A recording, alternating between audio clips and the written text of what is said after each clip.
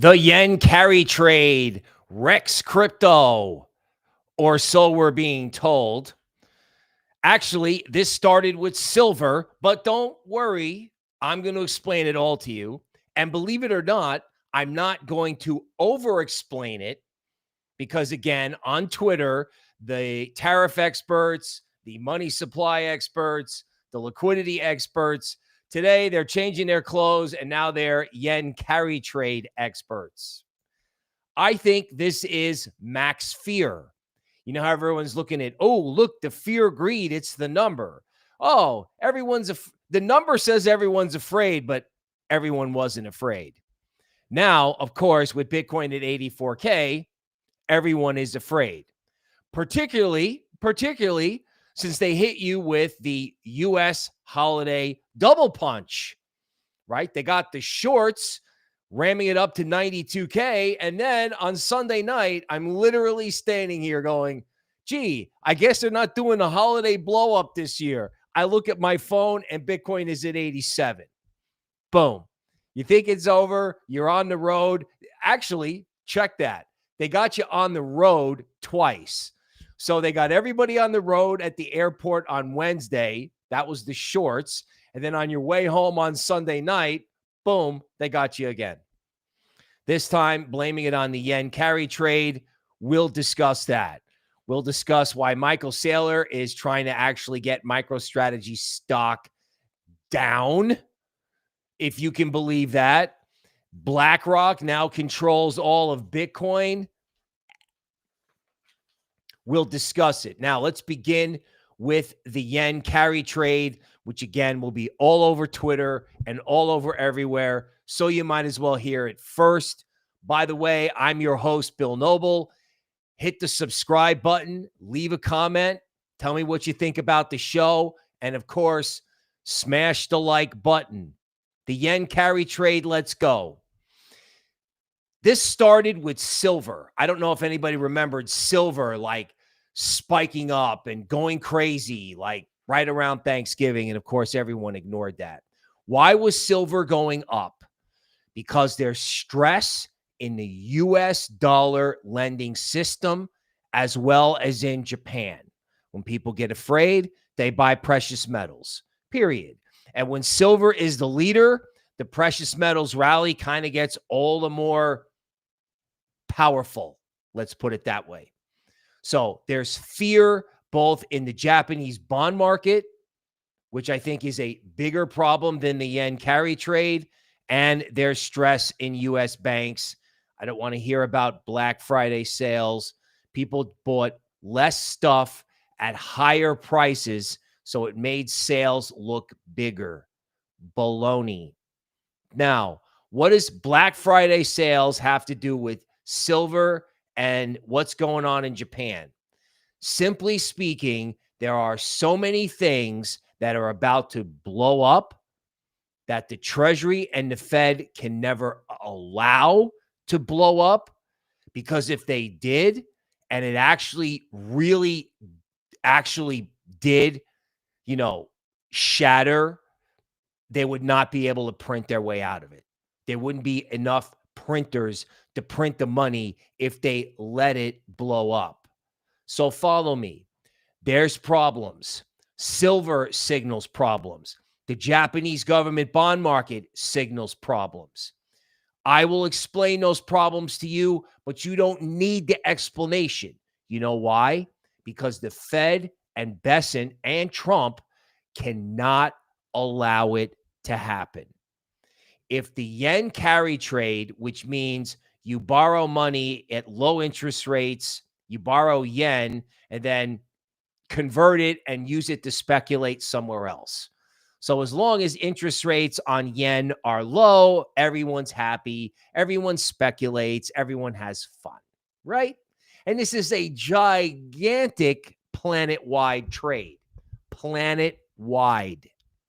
Huge. So anytime there's any threat of it unwinding because Japanese interest rates go up, because the Japanese bond market is crashing, everyone freaks out. Everyone sells the fastest, most levered instrument, which is crypto, right? This has been the pattern over the last month. Every time there's a hiccup in Japan, somehow stocks hold okay and crypto gets hammered. Let's just say that for whatever reason, algorithms are selling crypto automatically when Japanese interest rates go up. So some algo just goes, yen interest rates up, automatically launch on crypto. That's, I think, what happens. That's why this thing is so scary, right? I think it's a machine. It's an algorithm. Now, that's the yen carry trade. I think they can't let this blow up. They can't. Not at Christmas. No way. Absolutely not. Like, the floodgates will open here from the United States on any threat that the yen carry trade, regional banks, Japanese insurance companies, whatever. The system is cracking. Metals are telling you, and the Fed and the Treasury are coming. Now, are they coming this afternoon? I don't know. But the longer this goes on, right, the longer we have to sit and watch it crack, the bigger they're going to have to come in. This means Fed rate cuts to calm the market down as a ceremonial gesture on the 10th. And this also means the Fed going from QT and tightening to QE and printing, I don't know, in 30 days. QT technically ends in a couple of days, which is laughable. All right. And QE may start the next day because they can't let this happen. If it happens, you're going to have crashes in stock market and stocks that are too big to fail. You have regional banks that are too big to fail. You probably heard these things from The Big Short. Now, we'll talk about Michael Saylor and that Big Short right now. So, is Michael Saylor playing 4D chess? Right? You probably noticed that Michael Saylor is making a lot of stupid tweets lately. A lot of talk about buying a dip, a lot of talk about if Bitcoin went to zero, MicroStrategy wouldn't get liquidated. I think Michael Saylor is being stupid on purpose. He actually wants MicroStrategy stock to go down in the short term. Why? Well, so hedge funds can stop putting on this trade where they go, long Bitcoin, short MicroStrategy. Because what happens is as that trade works, right? As the trade works, when hedge funds take profits, what do? They dump the Bitcoin. So if MicroStrategy stock went down low enough, hedge funds would stop doing the trade, stop making money in the trade, and therefore stop dumping Bitcoin. So it's this mind-blowing idea that the Bitcoin guy's stock has to go down in order for Bitcoin to stabilize. Now, Mr. Market may oblige us today, right? Because stonks are going to be down and crypto stonks are going to get monkey hammered. If you're wondering why Michael Saylor is acting wacky, that's why. However, there's a counterpoint.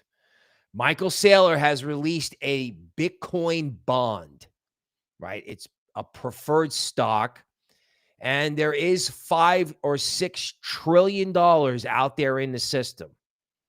$5 or $6 trillion of private sector money sitting around just doing nothing, collecting 1 or 2% interest.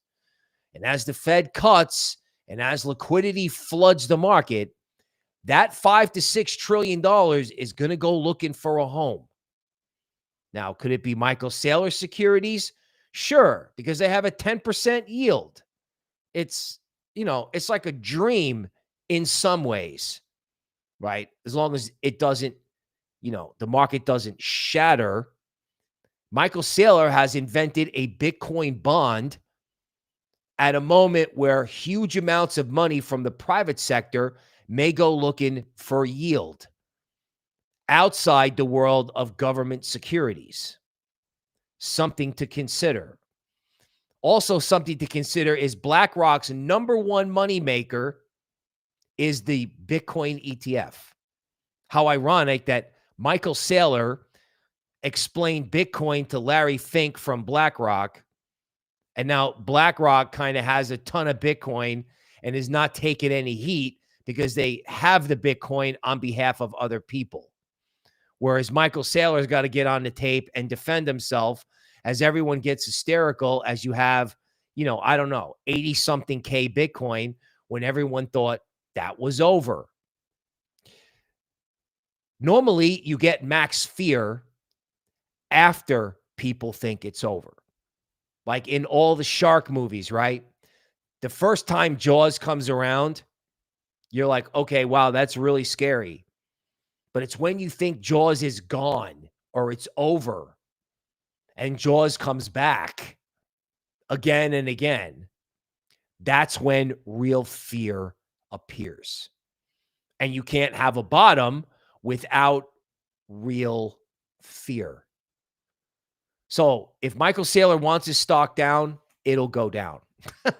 It'll go down, right? If hedge funds have to dump a Bitcoin to take profits on that trade where they're long Bitcoin and short MicroStrategy, the hedge funds will continue to dump Bitcoin. Will crypto Twitter talk about the yen carry trade? Yes. Crypto Twitter will also probably start talking about Bitcoin, that if it stays below 86K, it could wind up in the 70s. You don't know what they could do on a flash crash. Everyone is looking at fear, greed, and no one realizes that you're living max fear. You're living it right now because the yen carry trade over the last year and a half has been the absolute scariest thing to impact crypto. I mean, ETH went from, 3,600 to 2,000 when we did this yen carry trade scare in 2024. And in some ways, the scare's over because the Japanese bond market has already raised interest rates. It's already happened. Last time this happened, people got totally hysterical, completely hysterical. Like I said, ETH went down like 40% in a weekend, literally. Okay, now we're having a 5% decline or even a 10% decline, and everyone's losing their mind. Why? Whatever everyone thinks is wrong, it may be wrong. It may be cracking. Toby said it was going to crack. They were going to have cracks in the system. Okay. So there's cracks in the system.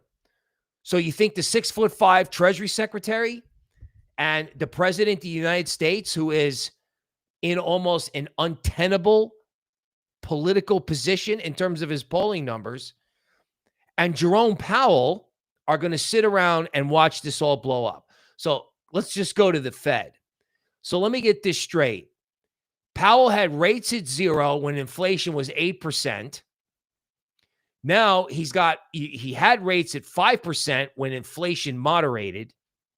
And then for Powell's final act in his last 5 months in office, or last 5 months as head of the Fed, he's going to let the yen carry trade and regional banks in the United States blow up. That's how Powell's going to be remembered, right? Wrong.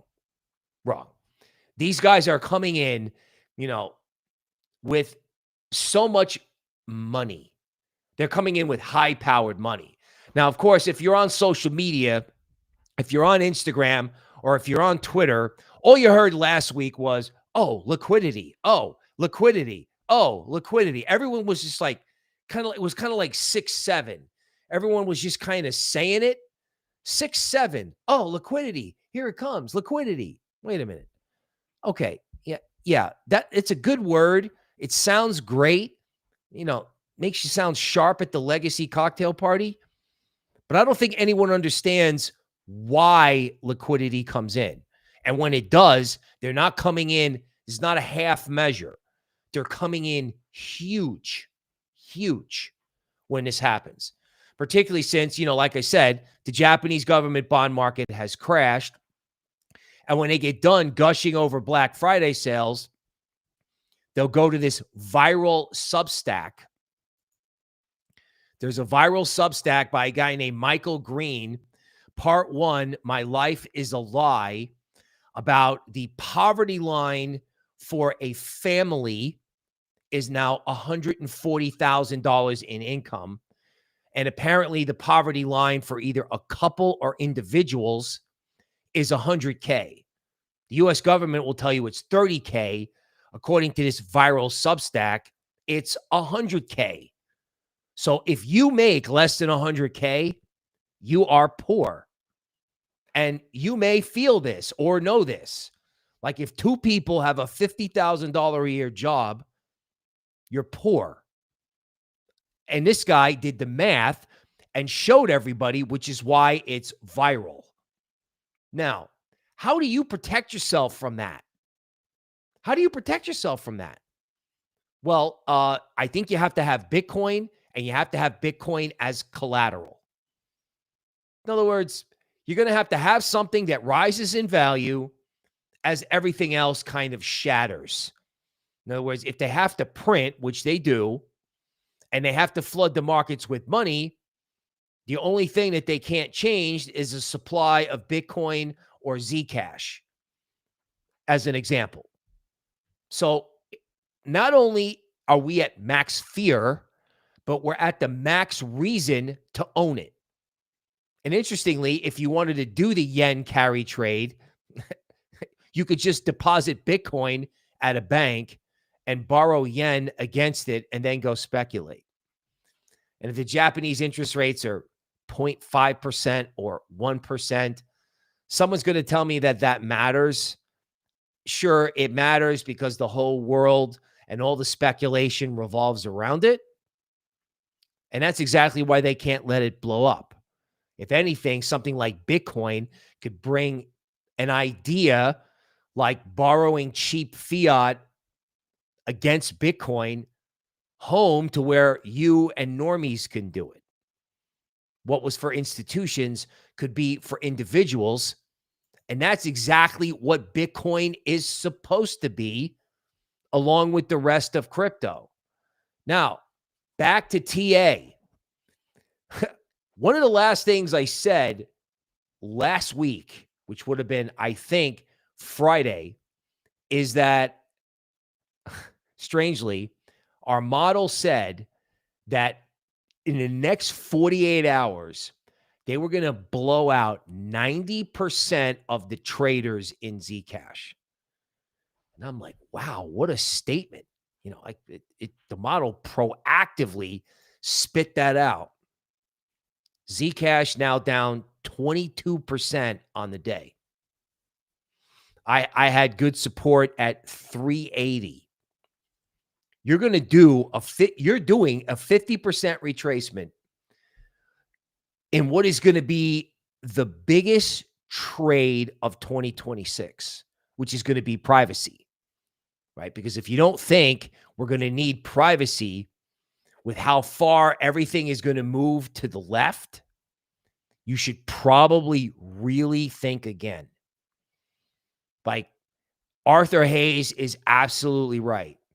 It's Bitcoin, it's Zcash, or anything connected to Zcash, antivirus, matrix, pirate chain, railgun, on and on and on. Like you wanted in on the trade, your congratulations, you're in on the trade. By the time they're done with this, 90% of day traders or traders will be blown out of Zcash. Incredible call by this model. And I was the accidental genius talking to this hedge fund podcast, which is a video on our site. We have it as a collaboration. Max fear. Feeling bad this morning? Feeling just like that, that palpable fear where, your hair hurts and your teeth itch and, you got that funny taste in your mouth? Yeah, this is max fear because people thought they were safe and they weren't in terms of price action. But in terms of the case for the Fed to come in and go absolutely nuts is cemented. Like, not only are they coming in with rate cuts, they're coming in with QE and dovish language. And if they don't, well, you know what? I guess you'll have more fear, but that just brings them and Bessent in bigger, just bigger. Like, every day that they wait, every day that gold and silver rally, every day that capital markets and legacy reflect a fractured government bond market and a fractured private sector lending market, means they have to come in bigger and bigger and bigger. Meanwhile, I mean, they're selling this stuff like they can't, just like, oh my God, please take it from me.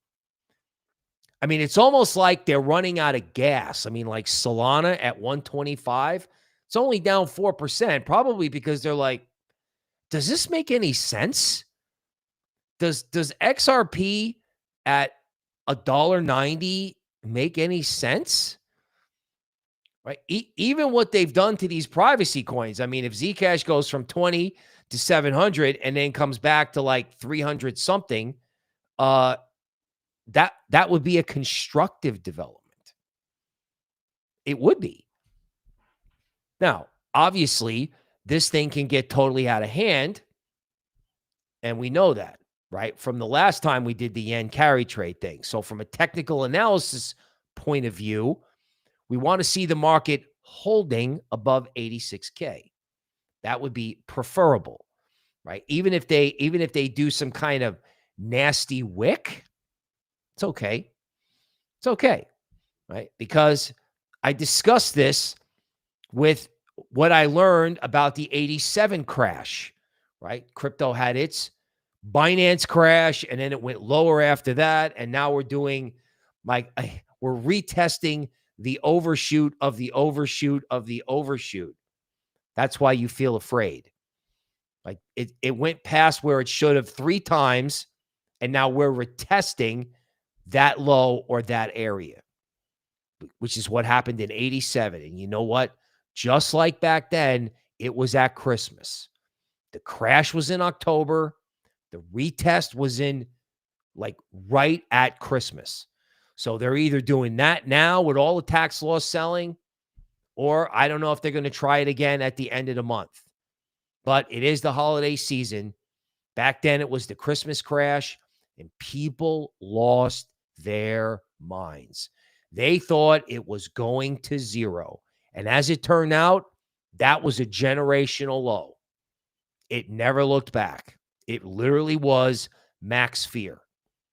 And I submit to you today that we're living in max fear.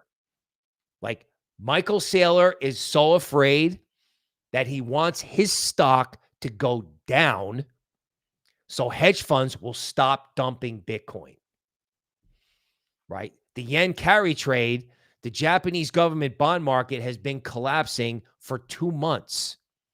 It may continue to collapse.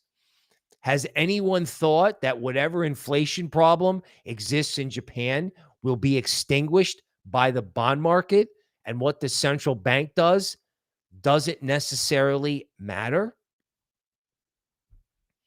Has anyone thought about in the United States that this build out that the government is now involved in with AI, which includes massive data center construction, the construction of nuclear reactors for electricity, right? We're only 5 years behind where we should be, right? Just like we were in the space race, just like we were in World War II and World War I. We sit around and wait till the last minute. We wait for the Russians to launch the satellite, the man into space, over our heads before we go, maybe we should get involved in this. Okay, so here we come on electricity. And you're asking yourself, what does this have to do with Bitcoin? Well, it has a lot to do with it, because you can't have this kind of build out. People have to be able to get money at a lower price. They're going to need so much money to do this build out. The build out's happening, right? It's like the invention of electricity. There's no point in a central bank trying to slow down the next version of electricity with higher interest rates. If anything, you want to make money available so these guys can do what they have to do. I'm told it's the Manhattan Project for AI. Now, again, back to AI. AI is a very disruptive force. The labor market, etc. Right? AI could create certain efficiencies that could allow the Fed to cut and cut and cut. So the Bitcoin, as a part of the disruptive AI trade, is what you need to think about when Bitcoin is at 86K and everyone is panicking. Right? In other words, don't puke out the future. Today is the day when you actually think about the future, and you have to be somewhat realistic that if central banks really do let the yen carry trade, U.S. regional banks, right? If they let this all just blow up, that will be cave dwellers, right? In other words, it's so bad in the United States that congressmen that would be considered popular aren't finishing their term. They're just quitting. So the Republican Party went from the golden age to people quitting elected office early. It's like unheard of, right? Sentiment is at zero headed into Christmas. Can they afford to have this get out of control? Also, back to AI, per like the smartest guy probably in the business these days, AI is a lot more than just Nvidia. That's just chips. It's now about construction materials, and energy, right? So the AI trade, again, which Bitcoin and frankly privacy are a part of, is being thrown out the window by algorithms being triggered by whatever went on in Japan. And guess what? It didn't matter in 2024. It didn't matter the last time they did it. You know why? Because the last time they did this freak out trade, you don't even remember. Now, yes, Bitcoin and crypto has been dumping in Asia time. Silver and gold have been mooning in Asia time. So, yes, there's an Asian connection.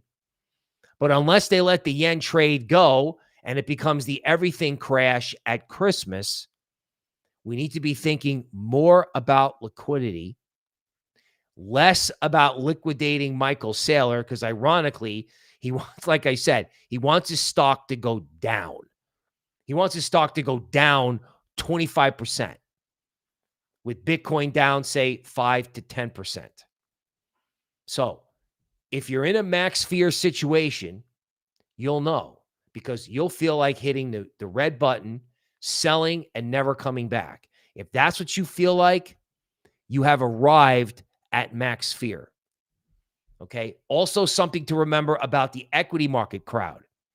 They may start taking profits in winners. If you have a left-wing swing in 2026 in the United States, you would want to make sure that any capital gains that you had booked, you would book it this year rather than next year. Because who knows, they can come in and say, well, we're in office now, and let me tell you about all the new rules for your tax return for 2026. People may want to start booking gains in stonks in 2025, start moving their portfolio around. And when they move their portfolio around, naturally, stonks go down initially, but they may sell the winners like Nvidia and buy another component of the AI trade, stuff that's down 30%, which is Bitcoin and the Ethereum ETFs. So if you look at this at face value, it looks absolutely horrible. If you think about the central bank and Treasury reaction to this, because it's not just the U.S. central banks, it's any central bank is going to look at what's going on in Japan and go, oh no, this can't happen. Just like cough, cold, and flu, right? They're not just going to all sit around while everything comes unglued. So from this point out, bad is good. Metals rally, great. You have distress in the U.S. lending market, great. Is it good for price action now? No. But what could happen if this turns on a dime? Because they can turn it on a dime with high-powered money. They can. They can just make this all stop right now. Now, I want you to manage risk, but I don't want you to hit the final down bid before this thing potentially turns and perhaps find a home. Now, speaking of finding a home, later on today in the YouTube member area, we will be going over the 2026 preview, and I will be doing exclusive work in Patreon Platinum. What are we expecting for the rest of this month and for next year? If there's any good news I can tell you is that if they want to do like an everything crash, it's like they're getting it out of the way now. I would prefer that. Getting to max fear now is great. They get to max fear next year. Well, let's just say we have scenarios for all that. Actually, shockingly, there's a slight difference of opinion between me and the clairvoyant. I don't do that often because I know what'll happen. But in this particular case, there are points of interest about what can happen if you use your imagination. Now, back to your imagination. Peter Schiff, the gold guys, and the guys who will tell you that this is now a bear market, the cycle is over, this time isn't different, they will be back. And they have a point. You can acknowledge, or I can acknowledge, that people who don't have the same view as you, particularly if their view is, backed by a solid pattern, okay, they will be loud on Twitter today, right? At 92, we're so back, and at 84, it's over. Neither is true. Frequently, when you have some people who think it's going to 1 million and other people who think it's going to 50 or 0, what you wind up getting is a range, even if it's a broad range. Normally, when you have a range, buying euphoria like Wednesday is just as dumb as selling despair on Sunday. So a broader range could take hold before the next big move. Now, from a technical analysis point of view, if Bitcoin just thuds and sits below 86 and just sits there, that's bad. You probably know that already. However, if it does jump around or does find a range, let's say between 88 and 98, let's say that's the range, that could be the path to something constructive. Now, I don't want to give it all away because we're going to be covering the 2026 preview later on today. It's my strong preference to see Bitcoin closing consistently above 86 in order to avoid risk of total panic. Now, with that said, the yen carry trade fears, this whole idea that the speculative engine of the world is going to shut down and it's over. The last time we saw this in 2024, people got totally hysterical. I would say this price action down 5% with Zcash down 20%, Monero down 10%. I would say that qualifies unless they got more to do, at the close. I would say this accounts for max fear. It's like, hi, welcome back from the holidays. You thought you were safe, and now it's down 6%, and you're freaking out. Fear is the mind killer. Fear is a sign of a bottom. You cannot have a bottom with everyone on Twitter looking at some dial on a number that's connected to RSIs going, see, look at the number, look at the number, look at the number. No. Don't look at the number. Examine how you feel and look at this market and say, all of this red ink, how is that making everyone feel? Right? The algos crush it and the humans freak out. That's what they want. right? They want to break Michael Saylor. They want to break these guys. Now, it doesn't have to be an evil conspiracy. It just has to be the way the market's working these days. If it's profitable to hurt Michael Saylor in some way, well, guess what? They're going to do it. But Michael Saylor is battle tested, and so is Bitcoin. So is Ethereum, and so is Solana. You got to remember, ETH went to 4,000 and then it went to 800. ETH went to 1,700 and it went to 80. Solana went to 200 and then it went to 10. Right? These layer ones and these big cryptos, they've seen it all and done most of it. So whatever's going on now, even though it looks super dramatic, especially in Zcash, like, hey, I want to go back to the days when I could get Bitcoin at 300. Okay, well, you're here.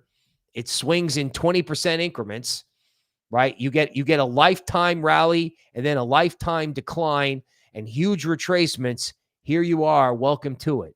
90% of the people most likely are going to wind up getting stopped out in Zcash by the time this is over. And the only thing left is people like me who are dying to DCA into this, knowing that Bitcoin privacy and select layer ones, along with the AI trade, can happen either together or separately as sector trades next year, right? Today, it's the everything crash. Hopefully, it's not the everything crash in January. But even if it is, here's the final word. The bigger the cracks in the legacy system, the harder and bigger the Fed and the Treasury are coming in, and it may be a coordinated central bank response. If that happens after everyone gets sold out, like all these stories I've told you about 87, things will reverse on a dime, and you will never see those prices again. Food for thought. That is the market update for today. Let's welcome who's here before I forget to do that. I think we may have quite a crowd here. I'm not sure. Mr. Palad says, I need a haircut. Bro, I haven't had hair since the .com crash, but thank you. Right? MJ Hits, Zepedas, right? Spartan Colonel now, DGen Dojo, welcome. Welcome to the show. Our members get special emojis. Gavin Busby in the house, welcome. Right? Joey, a member I have not seen. Hello. Yav is here. Live it. Loser JJ A79. Sorry, everyone. There's been problems since I got into crypto in late 2021. Okay. Well, you know what, folks? There is always a reason to cry in crypto. However, if you can stand the pain, if you can take the pain, glory awaits on the other side. And if not glory, survival. Survival may be glory. And the only path to that, I think, is Bitcoin, the big layer ones, and privacy. That's the only way out.